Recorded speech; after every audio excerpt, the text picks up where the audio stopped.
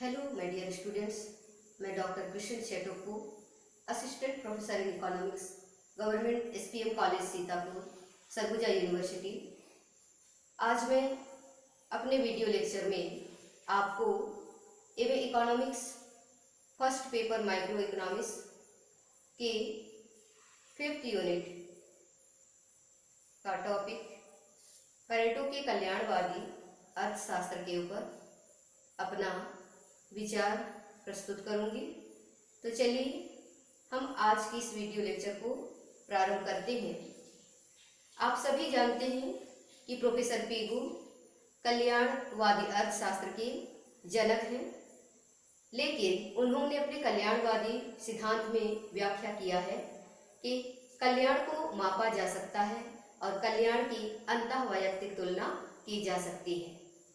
इन्हीं दो मान्यताओं की प्रोफेसर परेटो, जो इटली के सुप्रसिद्ध अर्थशास्त्री हैं, विल्फ्रेड परेटो ने इन मान्यताओं के आधार पर कटु आलोचना करते हुए अपने विचार को प्रस्तुत किए हैं।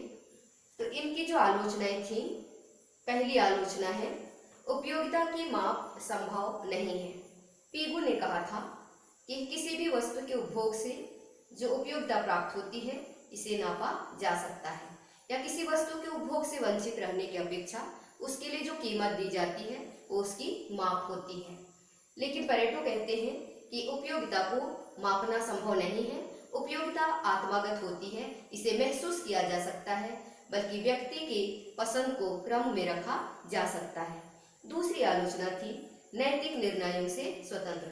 प्रोफेसर पीगू ने अपने कल्याणवादी सिद्धांत की व्याख्या में अपने सिद्धांत को नैतिकता से जोड़ा था, लेकिन परेटो कहते हैं कि कल्याण को नैतिकता से स्वतंत्र रखकर विचार किया जा सकता है।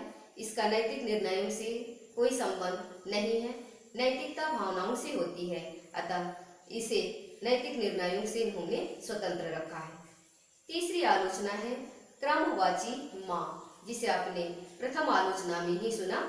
अगली है अंतःवैयक्तिक तुलना, कि कल्याण को दो लोगों के बीच में तुलना भी किया जा सकता है।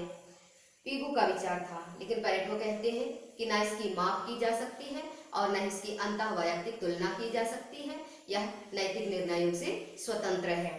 अगली आलोचना है कि प्रोफेसर पीगू ने अपने कल्याण सिद्धांत को अर्थशास्त्र के विभिन्न विभाग जैसे उत्पादन, विनिमय और वितरण से जोड़ा था, लेकिन परेटो ने इसे सिर्फ उत्पादन और विनिमय तक ही सीमित रखा है, वितरण को इसने इससे बाहर रखा है। आगे प्रोफेसर परेटो के जो विश्लेषण है ये सामाजिक अनुकूलतम धारणा है, जिसकी की प्रोफेसर हिग्स, काल्डोर और सैटोस्की ने भी प्रशंसा की है। तो इनकी इन आलोचनाओं के साथ ही अपना विश्लेषण प्रारंभ होता है। तो चलिए प्रोफेसर परेटो के सामाजिक अनुकूलतम सिद्धांत की हम चर्चा करें। सबसे पहले हम इनके विचार जानें। इनकी जो विचार है वह है सामाजिक अनुकूलतम एक स्थिति है, एक दशा है, जिससे हटकर उत्पादन और विनिमय में कोई भी पुनर्संगठन किसी एक व्यक्ति को बिना दूसरों की स्थिति को खराब किए अच्छी स्थिति में नहीं ला सकता। अर्थात आर्थिक क्रियाओं में होने वाले किसी भी प्रकार के पुनर्गठन से किसी एक व्यक्ति को नुकसान पहुंचाए बिना दूसरे की स्थिति बेहतर नहीं की जा सकती। परेटो की यह सामाजिक अनुकूलतम की स्थिति सामाजिक कल्याण की दृष्टि से भी सर्वोपरि है।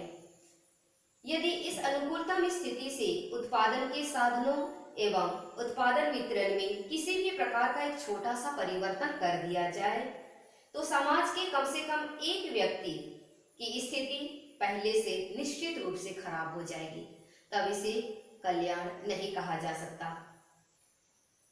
परेटो के इस कल्याण स्थिति को सरल शब्दों में भी कहा जा सकता है कि वितरण के क्षेत्र में आए परिवर्तन को उत्पादन और विनिमय के क्षेत्र में किसी भी प्रकार का पुनर्संगठन करके समाज के प्रत्येक व्यक्ति की स्थिति को पहले से अच्छी स्थिति में लाया नहीं जा सकता।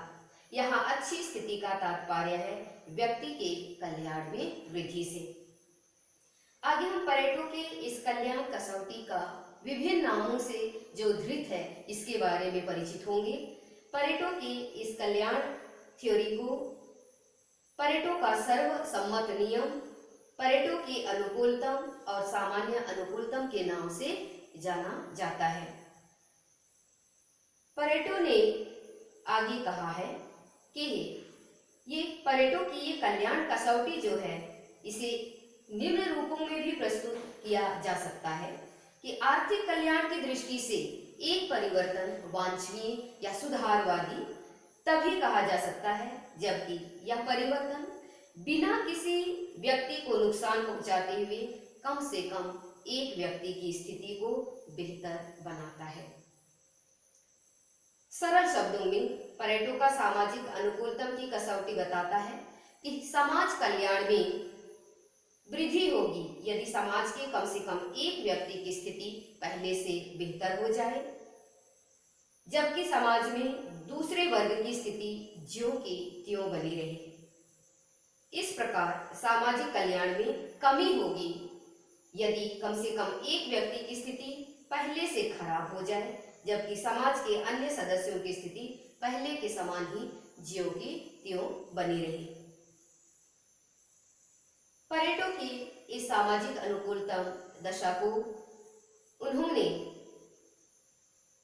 उदासीनता वक्र की सहायता से भी समझाया था।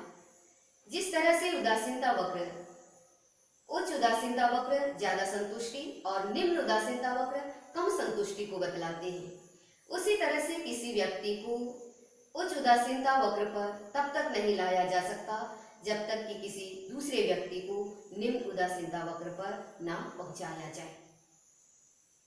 परेटो के इस विचार की प्रोफेसर सैमुअल्सन ने उपयोगिता संभाव्य वक्र की सहायता से व्याख्या की है। इसे हम इस रेखा चित्र के माध्यम से समझेंगे। यहाँ ये रेखा चित्र एजवर्थ बॉले संदूक रेखा चित्र के अंदर बनी हुई है। इस रेखा चित्र में दो व्यक्ति हैं, एक ए और दूसरा बी।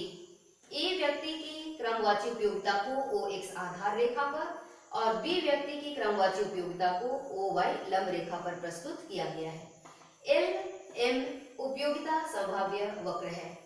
इस उपयोगिता संभाव्य वक्र के नीचे एक पी बिंदु है। इस पी बिंदु से उपयोगिता संभाव्य वक्र के किसी भी बिंदुओं पर चलन किया जाए तो परेटो के अनुसार अनुकूलतम स्थिति प्राप्त होगी।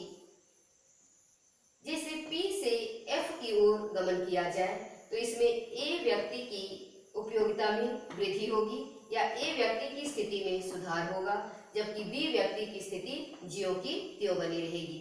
इसी तरह से यदि P से E बिंदु की ओर गमन किया जाए तो इसमें B व्यक्ति की स्थिति बेहतर होगी परंतु A की स्थिति ज्यों की त्यों बनी रहेगी। इसी तरह यदि P से G की ओर गमन किया जाए तो इसमें दोनों ही व्यक्तियों के कल्याण में वृद्धि होगी।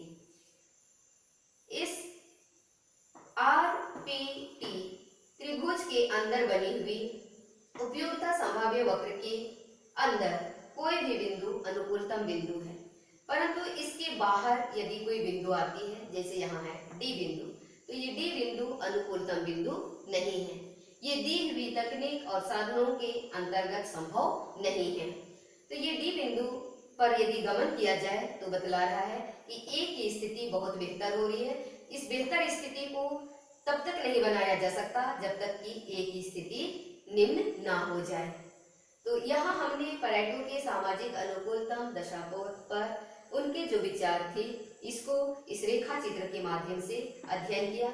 इन्होंने अपनी कल्याण की कसौटी को 7 दशाओं के अंतर्गत अध्ययन किया है या विश्लेषण किया है या जांच किया है। इसको हम लोग क्रमशः अब अगले वीडियो में अध्ययन करेंगे। आज के इस वीडियो लेक्चर को हम यहीं पर समाप्त करते हैं।